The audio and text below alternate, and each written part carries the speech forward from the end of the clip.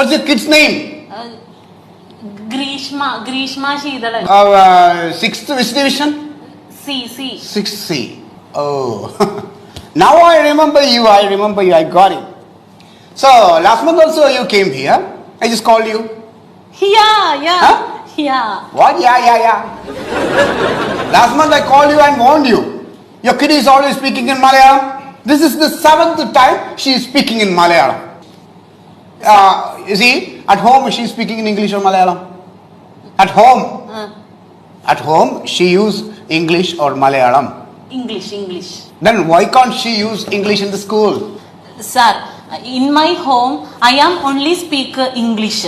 Oh. But my husband is very poor in English, dirty fellow. So my kid is very poor. This is the last warning. Yes. There will not be any more warning for you. Yes, sir. You and your child.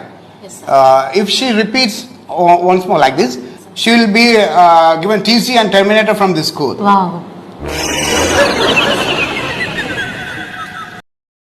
Teacher ഇന്നലെ എന്ത് പണിയാണ് കാണിച്ചത്? എന്തിനാ ബസ്സിൽ പോയത്?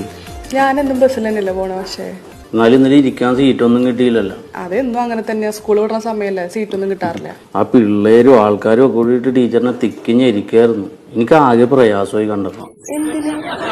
ടീച്ചറിന് seat കിട്ടിയില്ലല്ലോ.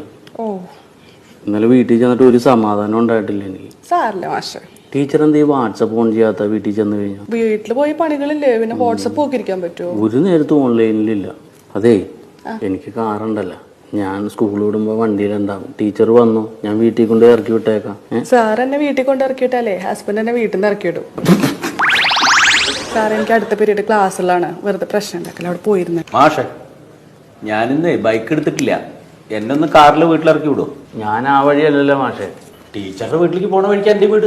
അതെ, ആ റൂട്ട് മൊത്തം അലമ്പായി കിടക്കുകയാണ്. ഒന്ന് ക്ലിയർ ആയിക്കട്ടെ.